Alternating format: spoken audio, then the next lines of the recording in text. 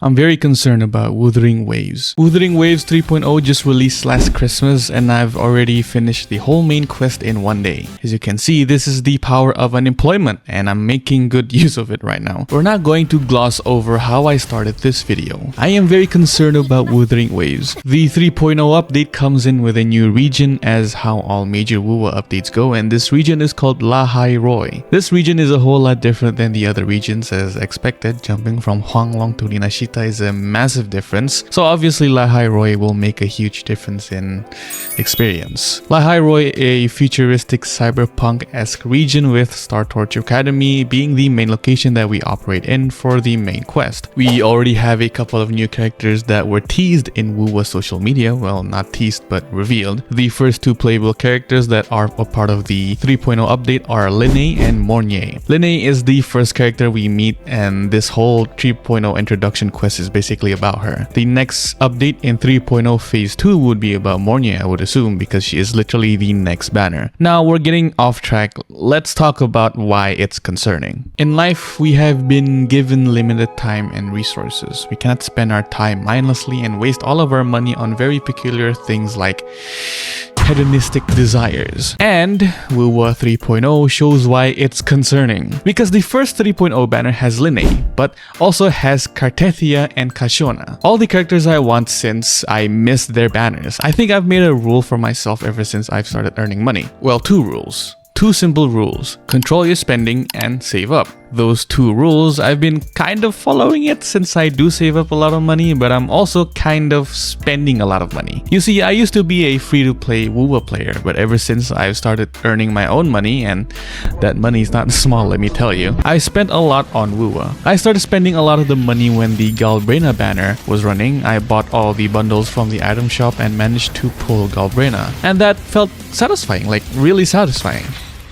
And anyways, I started pulling for more. So far, I've managed to pull Galbrena, of course, Chisa, Frolova, and Linne from the last few updates. I'm trying to pull for Cartethia right now, but for some reason, my luck with rerun banners is just complete ass and I did not get her at all. I don't know if it's an actual thing that for rerun banners, the chances of getting the characters are even less than a new limited banner, because for Frolova, I did lose my 50-50 once and I got Encore instead. I had to spend even more money to win my second 50-50, but for Cartethia, I don't know if I can get her because I do a mix of spending and grinding. There's also Kachona, which I want, but I'll keep my spending in check right now and wait for another opportunity because I have to spend for Mornier and Yuno. I think that you noticed by now that this is not a WoWa slander or criticism video. You've been clickbaited, yes. There's nothing concerning about WoWa 3.0. It's all just for jokes that I can't stop spending on this goddamn fucking game. Anyways, let's talk a bit about WoWa 3.0. This update has blown me away on how really good the region is. Let's talk about the new utility first. The new transport, the bike. It's okay. Driving it around is a bit of a headache since a lot of the places you need to go for like the new puzzles, challenges, and events are in places where it's best you go on foot. I force myself to jump and maneuver around using my bike because I refuse to go on foot, which is kind of annoying, but I feel like that's just a me thing, though the handling of the bike is not that good. It turns very slowly. You're never going to oversteer on this thing. I know you can drift, which makes turning easier, but with drifting, you're gonna oversteer. So it's always understeer or oversteer. Barely things in between. Even with that, I do still think the addition of the bike is nice overall. It's nice to ride on a transportation that you can customize. It also has a really cool feature which lets the bike go on autopilot and then go into the cinematic camera mode. You can invite other characters onto your bike, which is nice. So you can have Rover riding the bike while having Chisa on the back, listening to Persona music, and the camera goes cinematic mode.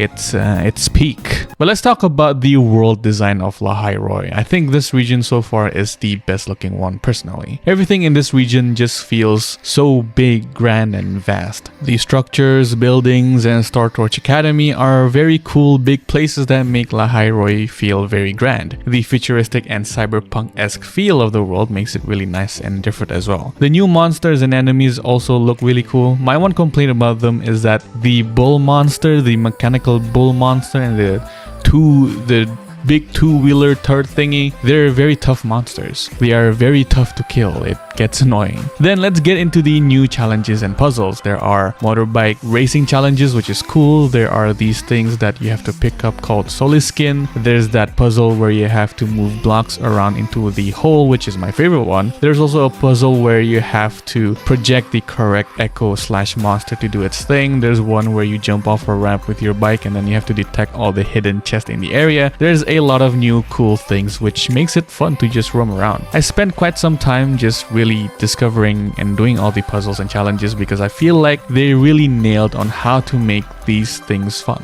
Compared to Rinashita and Huanglong, I like the new puzzles way better. As for the story, there's not much for me to talk about or to say because it's just an introductory quest to the new region, but it was a lot of fun. Fighting the Void Worm was pretty fun and cool, and also the cutscene where it does a flashback to Rover's journey from the start until that moment was a really cool cutscene, and I did not expect to see that. It does the flashback perfectly, and it was a really absolute cinema cutscene. As for Linne, I think her story in this quest was good. I like that Linne isn't really Linne. She was from a different region where it's all gone tits up and chaotic. Then she saw a Star Torch Academy student who died that had the name Linne. Then she basically stole her identity in search for a better life. It's a nice story which dives deep into her character and her actual identity. Her character is really fun to play as well, especially with the new Toon Break mechanic. She's the perfect first character to introduce in this new update. And yeah, that's really about it. WoWo 3.0, it's really fun so far. I'm very excited about where this will go. I'm sure that there will be more new characters announced and added, like maybe there will be a new 4-star resonator, because if you play the Lahairoi quests, there's an NPC called Dalufa which has the resonator mark, and her in-game model looks to be good to be an NPC, so maybe she'll be added as a 4-star resonator in the future. Who knows? Let me know if you want more of an in-depth review of these kinds of things, because I do enjoy making them a lot. Overall, this update is good, it's exciting, and it's concerning because I will waste my time and money on it. So that's about it. See ya.